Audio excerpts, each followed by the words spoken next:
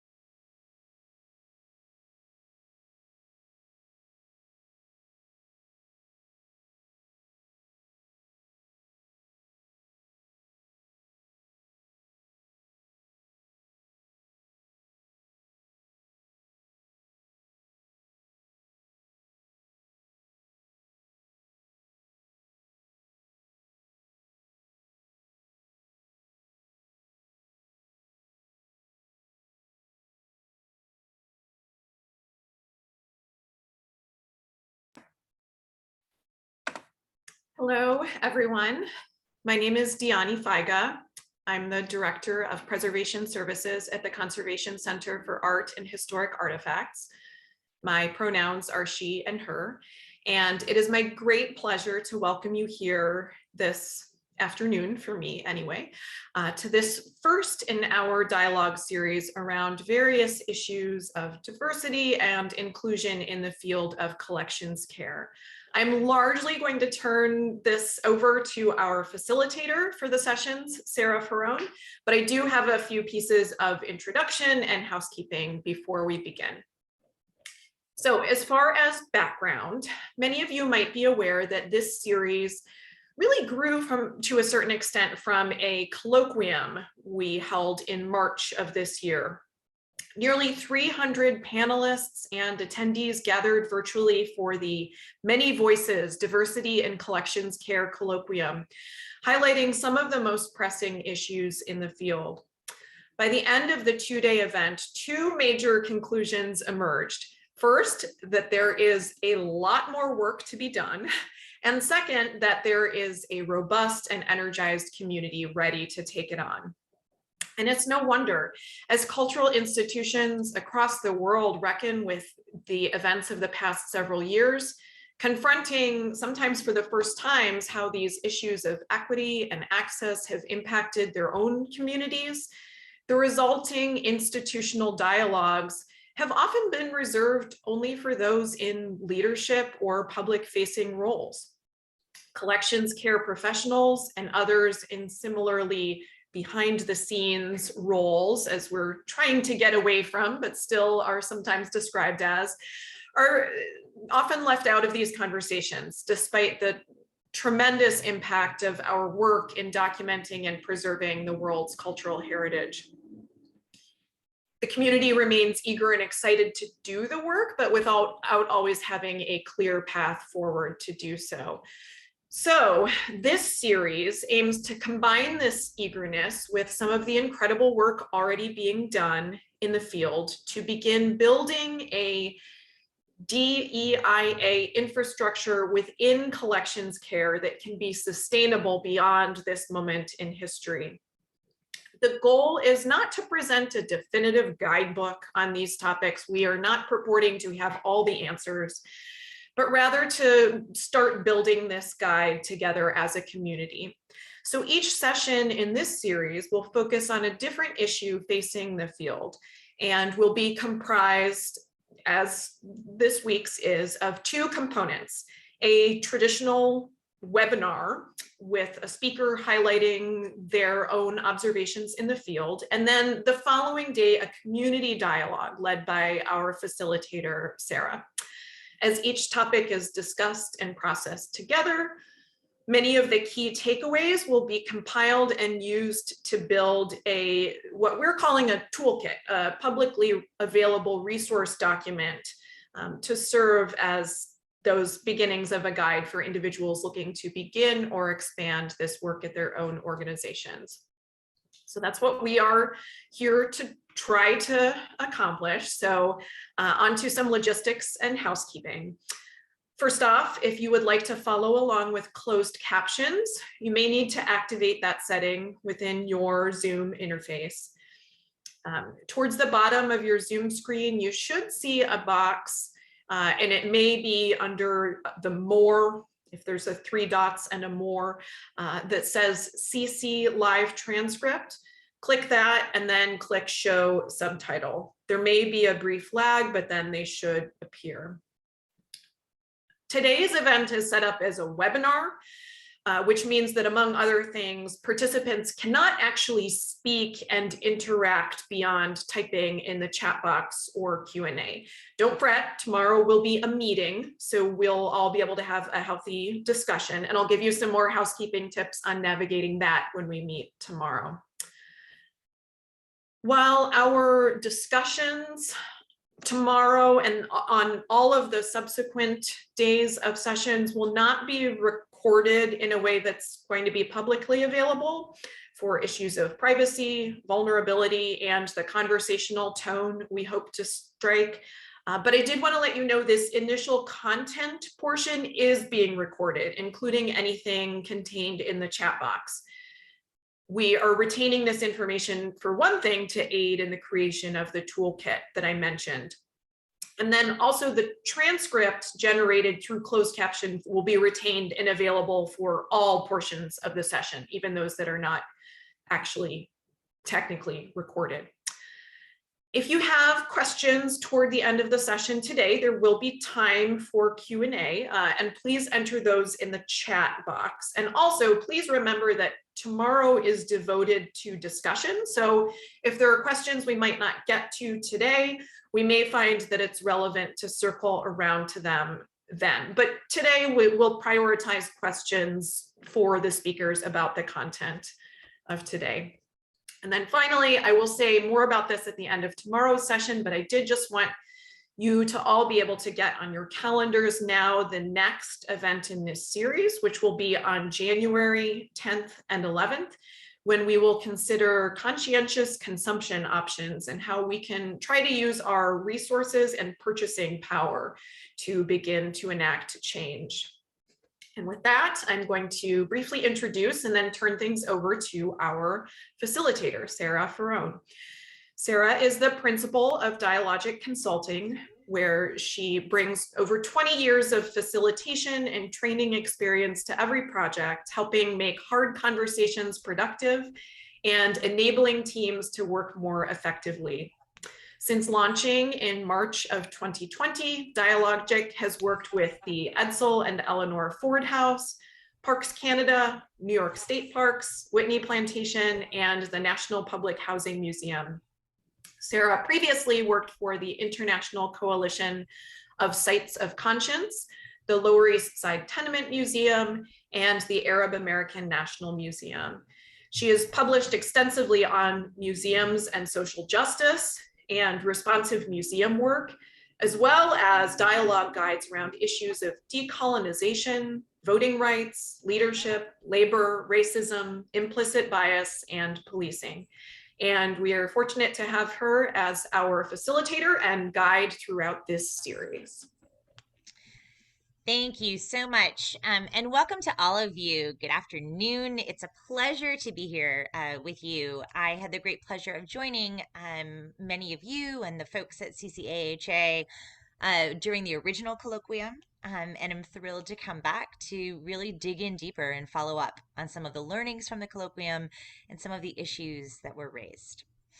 I'm grateful this morning for many different things, including the time and energy of both Alana Schaefer and Margalit Schindler, who are both with CCAHA, who are going to be with us across the course of the session today, taking notes and helping synthesize our learnings not only today, but also tomorrow during our dialogue-based sessions, as well as being grateful and wanting to acknowledge the diverse and vibrant Native communities who make their homes where I join you from in northern New Jersey, and the Native peoples on whose ancestral homelands each of us sit, and the labor of people who are enslaved in constructing many of the institutions that we work for and with. We'll be treating these sessions, as Diani said, as one series of dialogues, though each of you and other colleagues may be joining us for some sessions and not for others. But we hope that you'll join us for ongoing dialogue around the issues raised today in tomorrow's session. To get us started today, it's my pleasure to introduce to you our colleagues and speakers for today's session. Alex Pizzati, Senior Archivist, Penn Museum, and Heather Hendry, who is the Senior Paper Conservator with CCAHA. Alessandro is the Senior Archivist at Penn Museum. Raised in Italy, Alex came to Penn as an undergraduate and started his archival career in the Penn Museum archives in 1987. Headed the department since 2001. He obtained archival certification from the Academy of Certified Archivists in 1994. He curated Adventures in Photography in 2002 and co-curated in 2004 with the Centro di Ricerca e Archiviazione della Fotografia, Lakuta Su, Il mito e il paesaggio, The Myth and the Landscape, and co-curated with Anne Brownlee his Golden Touch, the Gordian Drawings of Piet de Jong in 2009. Alex currently serves on the Kislak Content Advisory Committee at the Library of Congress for their upcoming exhibit, Voices of the Ancient and Early Americas, set to open in 2023, is the Archives and Image Editor for Expedition Magazine, and a founding member of PAC, the Penn Archivist Committee, which since 2008 has worked to establish common standards and goals for all archives on the campus. As Senior Paper Conservator, Heather Hendry meets with clients, assesses condition and treatment needs, documents findings and reports, and treats a wide range of objects from parchment to printed materials. She also develops and presents targeted preservation education workshops for institutions. A fellow of the American Institute for Conservation of Historic and Artistic Works, Heather previously maintained a private practice outside of Philadelphia for 5 years. She also worked as a paper conservator at the Canadian Conservation Institute, the Yale Center for British Art, and Harvard University Library's Wiseman Preservation Center. She completed conservation internships at the Canadian Center for Architecture and the National Gallery of Canada. Heather received an MA in art conservation, specializing in paper conservation from Queen's University in Canada, and she received her BFA from the University of Lethbridge in Canada. Collection care professionals are often tasked with making crucial decisions about which collections items to prioritize for conservation, access, or exhibition. But these decisions are rarely made in a vacuum. And often it's these decisions that require navigating the many different voices and competing priorities within any organization. How can one be an effective and ethical steward of our cultural heritage while balancing these varied perspectives and goals? Alex and Heather will be discussing the conservation treatment for a series of watercolors of Japanese archaeological finds and sites sent by Japan to the World's Columbian Exposition in 1893. And will present their efforts to make these fragile items accessible for research, including the critical conversations relevant to each of their goals that were encountered in the process. With that as an introduction, I'd like to turn the conversation over to Alex to get us started in our content for ongoing dialogue. Hello. Thank you for inviting me. The Penn Museum was founded in 1887 with a mission to collect the objects of ancient and traditional cultures. It is renowned for its fieldwork all around the world and its magnificent galleries. The archives itself was not founded until, let's move to the next slide. Yeah, was not actually founded until 1978. although a precursor archives file room existed beginning in 1964. By the way, this is the reading room in the old library of the museum. The archives collects the administrative records of the museum departments, but also all the field records and the professional papers of curators and professors. We also have a large collection of photographs from all over the world, as well as museum expeditions and prints and drawings. We are the de facto section of prints and photographs for the museum. We have researchers from all over the world. We manage image rights for the museum as well. Unfortunately, we cannot compete with the object collections, as rich as the archival collections are. The object collections are always more ancient and obviously exhibition quality. Those are the objects that go and exhibit. So the museum does, although it has a large conservation department, with conservators who can work on any materials, pottery, leather, featherwork, you name it. We do not have any paper conservators or photo conservators. And that is why for this project, we are working with the Conservation Center for Art and Historic Artifacts. So I'd like to introduce the Conservation Center for Art and Historic Artifacts, because people who've signed up here might be more familiar with our outreach wing that offers preservation services and education. But the largest department is really the lab staff. And the Conservation Center is a regional lab. It was founded to provide conservation services to smaller institutions that don't have their own paper conservators. So I don't think anyone would call Penn Museum a smaller institution, but they absolutely are exactly that type of institution that has a collection. They know how to look after it, but they don't necessarily have a paper conservation lab. And so we work with institutions that could be considered quite large like that, or also even places that have their own conservation labs that have paper conservators, but they're putting on a really big project that just cannot be handled with their regular employees' normal workflow as well. And we work all the way down to institutions that have one volunteer and no paid staff at all. And we can help anyone at any level, but we have a little different relationship than normal paper conservators working within a museum, where we work with, those people would work with the same curators over many years. You get to understand what they need, what the museum's goals are.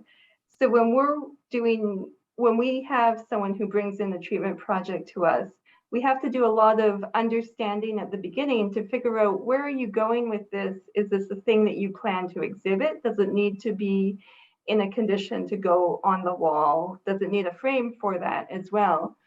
Or are you looking at this as more of a research object and something that needs to be consulted safely, which might be more how we would describe this project? So the collection that we are discussing today is actually only a part of a collection.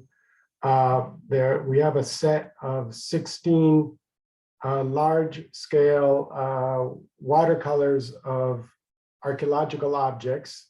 They were made for the 1893 World's Columbian Exposition by the National Japanese Museum, at the time known as the Imperial Museum of Japan. And you can see actually in one of these pictures, the photograph on the right has 4 of the paintings. The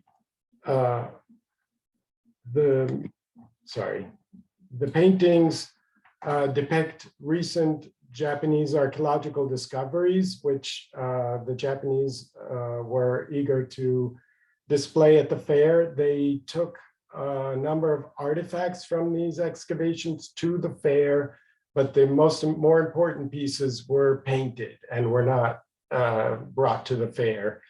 And these are really important for early Japanese archaeology, as for the history of archaeology in the region. They are painted by known artist Goseda Horyu, the younger, who was known for his Japanese style painting.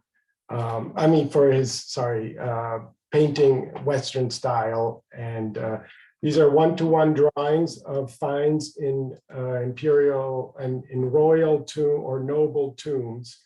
Again, the drawings themselves are 30.5 by 44 inches, more or less. At the fair, our director at the time, Stuart Cullen, was named, and he was also Asian section curator. He purchased this exhibition, pretty much the entire exhibition at the fair, all the objects, as well as the 16 paintings. The archives also has some correspondence with the director of the museum at the time. These paintings were framed when first obtained, as you can see also in the original pictures. Because the museum did not really have proper archival storage for the next 90 years or so, these paintings at some point were framed, stacked against the wall, and water seeped into the room. And you can see it on the one side of the paintings are either stained or damaged from the water level rising. When the archives was set up in the late 70s, these paintings were brought to the archives and where they were unframed and interleaved. But otherwise, they have stayed in the same exact condition for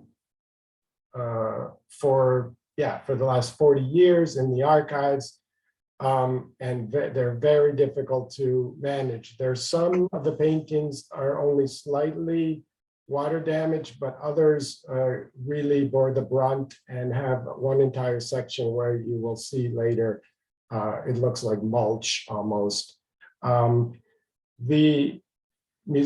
as I mentioned before, the archives has many important photographic and archaeological illustration collections, but we mostly just try to keep them from getting worse. In the 90s, some researchers came to the archives and pointed out the significance of this material to the history of Japanese archaeology. And it wasn't until about 2008 when, speaking to the then director, there was a Japanese scholar from the British Museum was visiting. And again, the paintings were brought out and they were shown. And it has taken, interestingly, from about, a little over 10 years for the knowledge of this archival collection to, I guess, seep up to the awareness of the management team. And this year, last year during the lockdown, in fact, there was an opportunity to write a grant proposal to the Sumitomo Foundation, which funds cultural projects for Japanese materials inside and outside Japan. And we decided to propose these to the Sumitomo Foundation. Unfortunately, only their grant limit only covered 6 of the 16 paintings, but we are in the process of applying again, by the way, so for the next 6 paintings. And slowly and surely, we may get the whole collection done. Heather, maybe it's, I don't know if you wanted to talk. Oh, I just wanted to say one thing.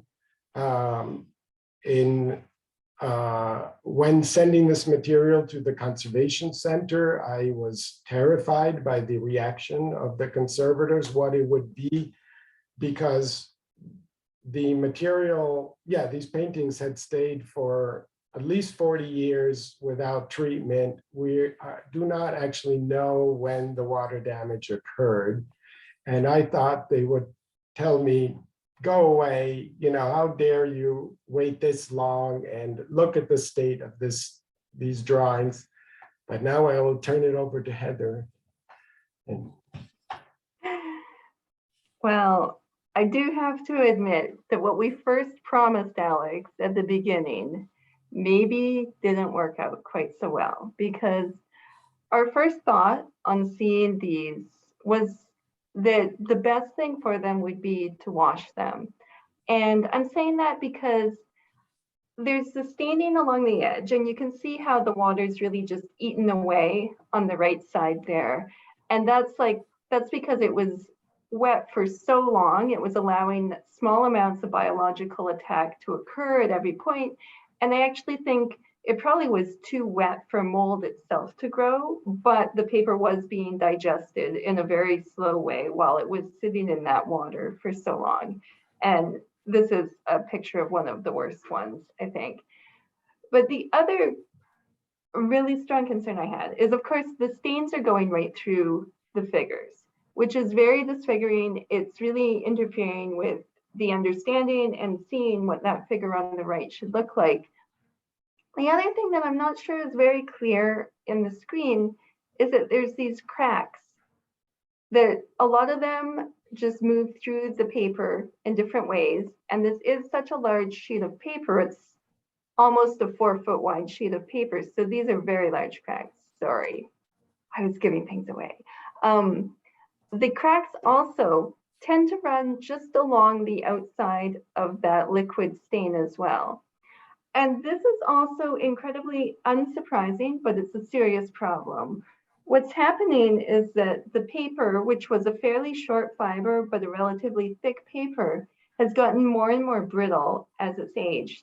And then when the end got wet, when it was stood on end, that part swells up a little bit because the water relaxes the fibers and makes them get a little bigger. And so then the tension between the flat part that's completely dry and the wet part that's swollen up is inducing cracks. And at this point, it's also going to crack just by handling it with even the slightest lack of care can lead to more cracks and more pieces shattered. And I just want to show you how wonderful the staining is, which Alex always thinks that's crazy, but I think it's so interesting what's happening here. This is the part that was in the water. And we don't really have a lot of analysis capabilities to say whether what's going on here is mold-based, is some sort of mold growth that's turning into these tree shapes, or whether this is a form of deterioration that maybe something is wicking up from the bottom and just moving in these patterns, because as the water moves through the paper, it's also moving in a very organic fashion. But I can show you, there's a couple more things going on here. All of the white patches are little bits of insect grazing, where insects have come along and just nibbled off the top layer of the paper, which is very, very common. And then up along the top edge, you see where that dark brown stain is. There's little crystals or something there as well, the little deposits of whiteness. And that's the one thing we were a little worried about when it came in, because often if you see little white deposits in something that you know has been wet, the first thing to think is mold, and if you hear hoofbeats, you shouldn't think zebras, you think horses. But in this case, once I took it in and I vacuumed it to reduce any possible spore count. And then once it was clean enough that I felt comfortable looking at it really closely, I realized that those were not mold, because a mold is a very fluffy, light deposit. It was actually a really hard, chalky deposit that I think was building materials. So of course, I'm not pleased that this sort of damage has happened to these watercolors, but it's really telling a story of where it was in its lifetime, that it went through that basement and has actually pulled the basement into its body at this point.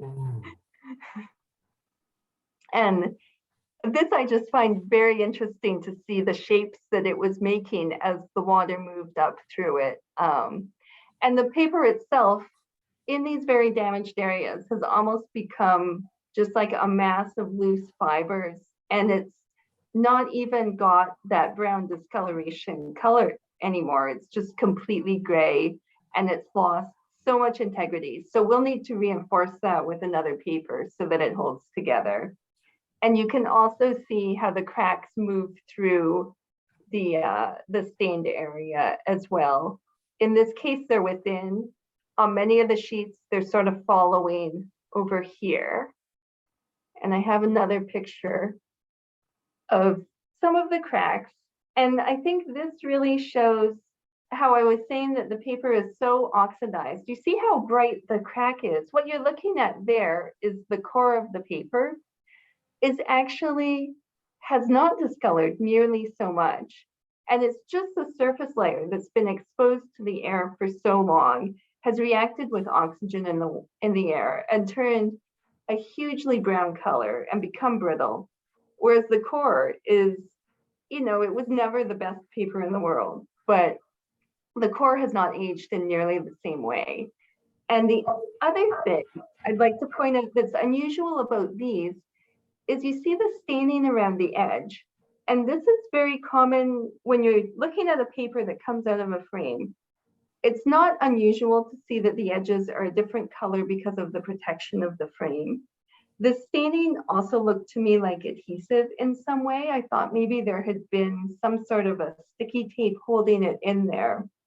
But when I saw the pictures that Alex had of when it was on display, and testing the stains around the margin, I started to reconsider, and I'm thinking that it was maybe the varnish of the frames, that these were brought over and put on display so quickly that the frame was actually maybe still tacky enough to transfer some of the coating onto it.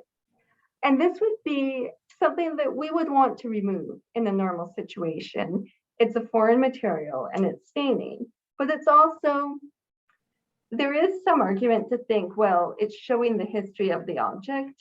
I can't say we would be able to remove the staining so completely that you wouldn't see the history of the object. But on this level, I actually ended up not even offering this as a treatment option just because of what's reasonable for price-wise. You know, these pieces are so large that to reduce the staining around the edge, which doesn't cover any of the information at all, would be a price equal to all the other conservation that we're doing. And so that didn't seem like an appropriate step to take, even though in a perfect world, we would do everything. We would do everything possible. In this case, it seemed like a reasonable compromise that we wanted to make the items stable so they could be handled and looked at without necessarily removing every single stain, which is also a bit of a relief because the watercolors were very soluble. And so the staining could not necessarily be removed completely, in that we wouldn't be able to wash them because the images would be too sensitive. And so instead, we're going to be doing some very local treatment. And let me show you how dirty these are. I've just done a little surface cleaning to the side of this figure's head. And this is the sponge that I use to clean it. And normally it's not nearly so dramatic. But the other thing is, normally I only surface clean something once. And if I've cleaned it once and then I run the sponge over it again, the sponge will be perfectly clean. And in this case, I feel like they're taking about 4 goes and I'm still seeing grime lifting onto the sponges. So they are incredibly satisfying to clean up. And it's making a huge difference in how they read and how they'll look. And also, if we think of a researcher may handle these some days, we all want to have clean hands, and you tell your researcher you have to wash your hands or you have to wear gloves. But as soon as they've touched one of them, their hands will be so filthy. If they touch anything else, it will get over everything else as well. So this is well worth the time to clean these up. And this is a little sneak peek of mending some of the cracks. So this is a section that had detached completely. and I've mended the cracks so far, just on the little section. But you can see in the corner how small that is relative to the entire thing. So there'll be a lot more happening as it gets put into place as well. So I think that's the general conservation plan. It's going to make a really big transformation in the appearance of these. And by mending all of these cracks and filling in, bridging all of the losses, it'll really improve how they can be handled. And we've also managed to establish that they're not a hazard to other collections because they do not have mold on them. At the same time, we won't be able to make them completely perfect and beautiful. And they are beautiful paintings. They should be appreciated for what they are, as well as for the information they carry. But I think that's the level of conservation that seemed like a reasonable compromise in this case.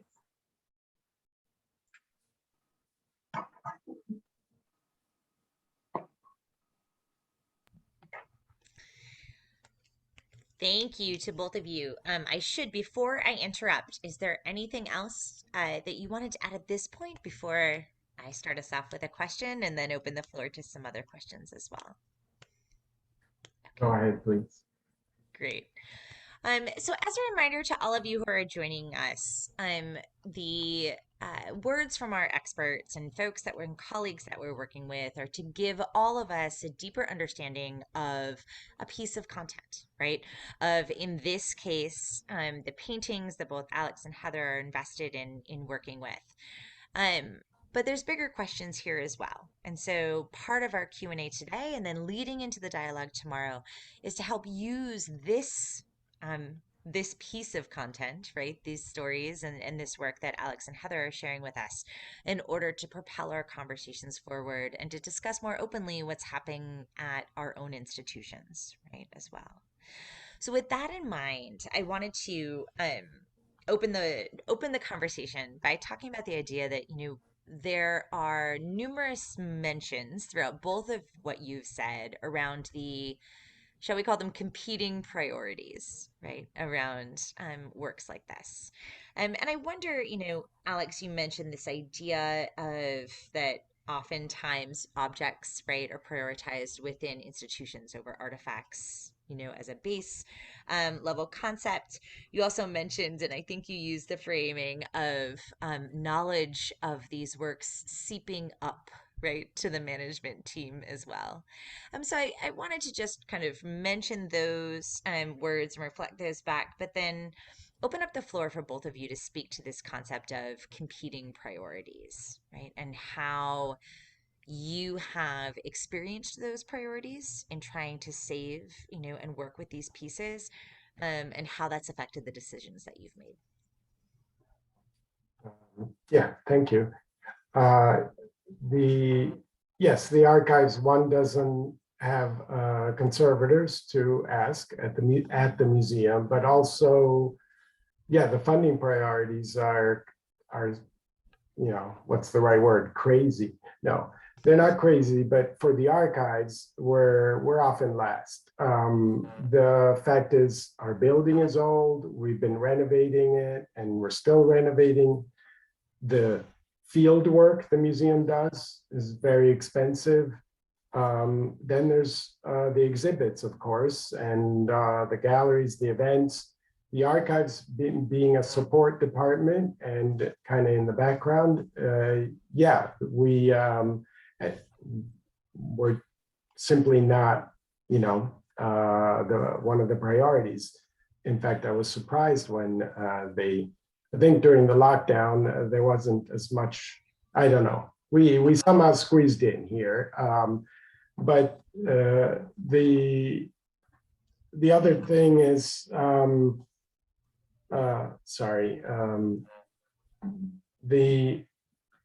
we have many collections really, and it's only some collections that again get the notice. Whenever we say, oh, we can put something on exhibit from the archives. Most people say, oh, just make a digital reproduction. It's two-dimensional, so why not just a copy? Yeah, we have a lot of items unlike these that are not exhibition quality, and who knows, they will never be treated. Or maybe in a few decades from now, when everything else is treated. The funding that we got is because this is in a way a prestige collection, and so for once it is, I mean, they're large scale drawings, they're exhibition quality. In fact, they were made for exhibition and they are still worthy of exhibition. And so they actually factored in, as I said, also because the right people heard the expert from the British Museum, obviously, in recommending the work be done. This was 10 years ago. Yeah, again, that was, people don't necessarily listen to me, but they will listen to the British Museum curator. But again, the grant itself only covers a portion of the material, of the drawings. And so even that's another limit. We wanted to do all 16 all at once, and we were told to do 6. And then when I spoke to the development office about reapplying again the next year, meaning this year, they said, oh, we don't know what the granting agency's priorities are. We don't like asking for the same thing twice in a row or 3 times in a row. So I was, yeah, again, and I said, but the project should be all 16. You don't just do 6. But again, there's so many competing priorities, including the granting agency, which we're not necessarily, don't know exactly what their priorities are, but we are going to try again for the next 6. And yeah, I don't know. I think maybe I answered the question. Heather, anything to add? Yeah, actually, this is something I think about a lot in terms of conservation. And what I do now at CCHA, I frequently have to balance people's priorities in terms of price. But this happens to every conservator everywhere. I think a lot of people have an idea of a conservator as picturing a paintings conservator with the tiny, tiny Q-tips that's cleaning something 1 inch by 1 inch. And if you're the conservator who's working on, Washington crossing the Delaware or the Mona Lisa or some incredible painting that's considered a huge, huge piece of culture, you may only treat 1 painting that year. And that's really not how paper conservators tend to work in general. We don't usually go bit by bit by bit by bit, because getting a very even overall finish is very important, but also in terms of there's a lot more drawings in the world than there are paintings. And every time that you choose to spend 6 months on one project, you're choosing not to do every other project that could fit into that 6 months. And so that doesn't really matter if you're working at the Metropolitan Museum or if you're working as a private conservator who has to balance, your client's budgets. If you choose to dedicate the conservation time that you have to one project, it means other projects don't get done. And so for these drawings, these watercolors, I said they couldn't be washed. Of course they could be washed. If these were the most important object in the entire country and everyone was behind it, and we all thought that we should drop everything and figure out a way to remove the acidity from these watercolors, it could be done. We could do it. But this would be a year-long project, and I probably wouldn't even be able to do the other 15, never mind. It would be just one object that would take a year to do. And so we balance that all the time in terms of what really needs to be done. And I think I don't want to, I don't ever think I'm not offering a good choice, but sometimes the perfect choice means making so many other sacrifices that we can't go to perfect. So we always offer a good choice. And then sometimes we have an option to upgrade to the perfect choice, but I don't think it's right to push people into that as the only choice is doing things perfectly, when it's better to do more things well. Thank you both for that. Alex, you use the frame of saying that this was a prestige collection, right? In many ways, that these are larger scale paintings, that they are of exhibition quality, originally made for exhibition purposes, though admittedly, to your understanding, Heather, maybe placed a little preemptively into some into some wet frames. But thinking about that concept of prestige, right, and that word, we talk a lot about what makes things significant, right, or what is prestige, and Heather, to your point, right, of saying, yeah, we could have washed it, right? Like if this was the thing, right? And all of that makes me think about institutional priorities, right? And how we make these choices. Um, these are really interesting, right? Paintings, especially under the fact that they are connected to the World's Fair, right? And the exposition, which we have come to understand as a society as problematic, right? In terms of the way that they function. Talk to me a little bit about how the nature of these being produced for the World's Fair intersects with their prestige or their significance and the choices that you're making. Right. Well, yeah, this was national level for one, the Imperial Japanese Museum, the country of Japan as part of their display. The World's Fair at the time was a big diplomatic venture, but also a popularizing venture. And each country tried to represent itself in terms of products that it made, its art, its culture. Everybody was on display, everybody, meaning each country got the chance to be on display. So at the time, this archaeology was being conducted. It was being conducted in, Western style, field notes, scientific archaeology. And it shows the Japan being progressive, and again, its participation in the World's Fair also is a sign of we are part of the nations and look at our culture in many different ways, including the archaeology of this country. And again, they're large format paintings, yes. So they're also, the work that went into it was considerable, or the expense. And yes, Japan was one of the portions of the display to represent Japan to the world. And the world at the time, the World's Fairs in the late 19th century were amongst the biggest and most important in terms of impact. That goes up to everyone also remembers the ones in the 30s and some in the 60s, but they have petered out, of course, since television and all that. But way back then, they were very, very important. And it's true, there were lots of other ethical considerations in terms of displaying natives and other things like that. But the Japanese had had a fair amount of control over their own displays, and that is what they chose to, show.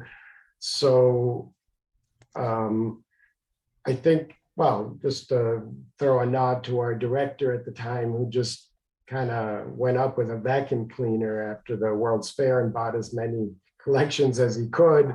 But buying the paintings was just an additional recognition that he wasn't just looking at buying objects, but also documentation that was valuable to him. Again, nowadays, the problems I was mentioning at the museum, where the documentation is important, it's seen as useful and also can be very rich, but it's mainly deemed illustrative, it's not the stuff.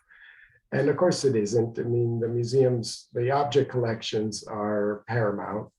In this case, because they're paintings of objects, and we have the complementary objects in the Asian section of the museum. And because again, it got the notice of people in the Asian section as well as the directors and the development office, then yeah, the right confluence means that they are getting conserved. I think also, as I said, the lockdown also affected this, because there weren't as many competing demands during the lockdown. So, but yeah, these collections they were hidden for a long time. And so now, I mean, they're not the objects themselves, right? They're just paintings of objects. As Heather points out, they're important, but they don't deserve the Mona Lisa treatment. But we could barely move them, and because of the cracks and the damage, and we are really looking forward to sharing these more widely, especially as scholars in Japan and a scholar at College have both written about these paintings recently and come and studied them. And the next time they see them, they will not believe their eyes, right? Right, Heather? Yes. As long as Heather also shows the sponges, just right. Right. I want to make sure that anyone who's joining us knows that they have an opportunity to add questions into the chat to let us know if there's anything really content-based and choices that Heather and Alex have made throughout the process that you'd like to know more about leading into our deeper discussions tomorrow as well. Opening that up, and as we watch there, with our time as I continue to monitor there, I do have another kind of question around the intersection, right, of priorities and voices here. And you've mentioned the outside funder, Alex, who has been able to support this work, referencing one of the challenges that many of us are familiar with funding, right? Like, well, we can do 6, but we're not going to do all of them, but then you can't reapply to do the other 10, right? Or you can, but it's not going to score as well. Tell me a little bit about the voice of the funder, right, within this process, and where you have experienced both success and or challenge, right, in working with outside funding for the work. Well, I don't find it necessarily very easy to apply for funding, and normally many of the grants, especially ones with matching funds, we never have the matching. It's terrible. Sorry, but especially some of the large federal grants, they have one-to-one matching, and it's really difficult for not only to write the grant, but then to also be raising the corresponding money after we get the grant. And yeah, we, sorry, where was it? Sorry, I lost the train of thought.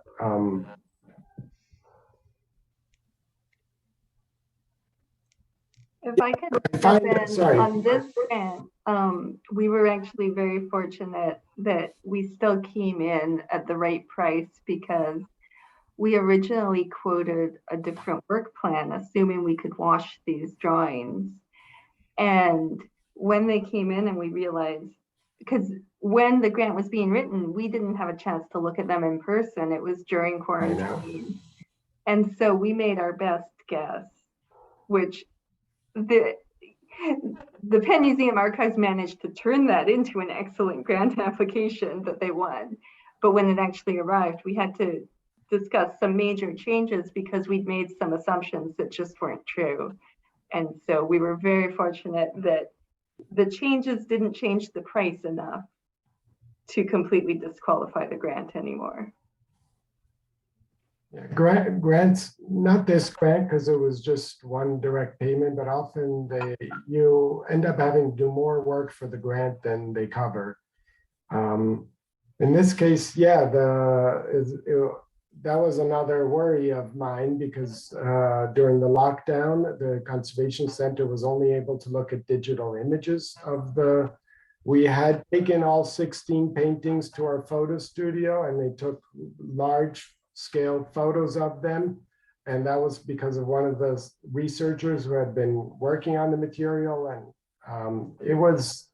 that was no fun moving all those to the studio and photographing them, but they came in really handy for the application. Even so, the Conservation Center wasn't able to, did not see the actual paintings until we brought them in after the grant and it was already received. So that was serendipitous that it still worked out, even though, yeah, I was quite worried about that. Again, both the extent of the damage on some of them, as well as the fact that they had not properly evaluated them. But I guess the damage was showed enough on the photos that you could at least go, okay, this is a. We knew enough to be a little scared, yes. Yeah. Great. And there's a related question that's in the chat from Marguerite about the deterioration of the watercolors. You know, with recognition that those tell the story, right? Heather, you used the framing of you could tell the story of, right, the watercolor in looking at it itself, right? Its legacy, not only because of the water, but also literal building materials, right? On the piece itself. In what ways has the deterioration, the question asks, changed the story of these objects? And what can we do, or what can be done, what should be done to interpret the objects, the paintings, to the time before the damage occurred?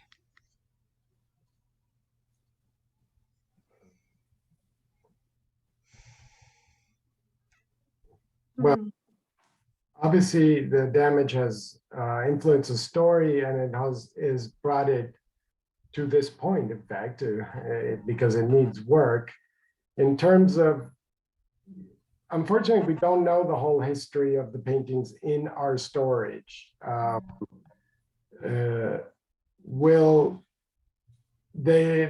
stains will always be there, and I think that they will be now part of the story. Anytime people discuss these paintings, we will also have to mention that this work needed to be done and finally did get done. Will it change how it's interpreted? Well, if anything, it'll make the Penn Museum not look so good in terms of, preserving some of its materials. Otherwise, I mean, the impact that they have, I think which you can see also in the display at the World's Fair, I think that will not diminish.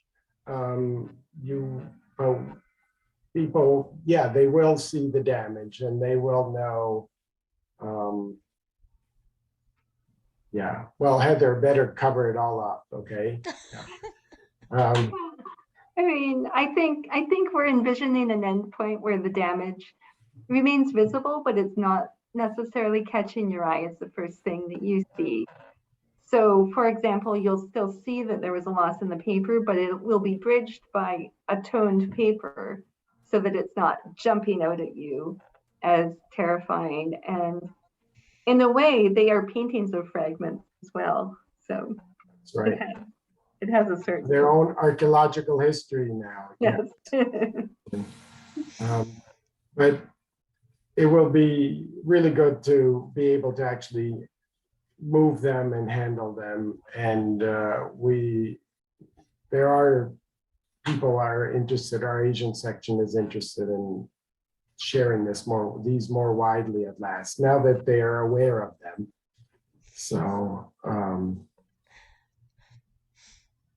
I don't know if I answered the question though. No, well, I'm excited to think about our conversations tomorrow and these themes already of, you just closed on this idea of now that they're aware, right? So thinking about these questions of awareness, thinking about these questions of transparency, right? And kind of the provenance of repair, right? The Right. provenance of conservation that's happening with these and how we got to this point, right, in the first place, from their creation through now. Um, I'm looking forward to talking with many of you tomorrow about those questions and others. And with our last minute, want to turn it over to Diani to just talk about some closing pieces. With my thanks to both of you. Well, I will echo that as well. Thank you so much, Heather and Alex, and thank you, Sarah, for being and continuing to be our guide in all of this. I know that I definitely have some really interesting things to think about. I'm thinking of how I started thinking about competing priorities, and it's just becomes like almost an infinite spiral of how many different stakeholders and competing interests there are. So I think if there will be a lot to talk about tomorrow, and I'm interested to revisit that piece of it. So I hope that, as Sarah mentioned, I hope that everyone here as participants are able to join us tomorrow to discuss some of the questions and concepts that we started thinking about today. It will be a discussion, a conversation. So please, if you're up for it, please come open to participating. Tomorrow is a separate link, which you should have in the same confirmation email where you got from the link today, but make sure you don't click the same one today, because as I mentioned at the top of the hour, it's set up a little bit differently. So, and I also just want to take a quick moment to thank our primary funder for the series, the National Endowment for the Humanities. This is the same entity that funded our colloquium in March, and they are generously continuing to support us in this series as well. So I hope to see you all at 2 p.m. Eastern tomorrow. And until then, thanks everyone. Have a good rest of your Mondays. Thank you.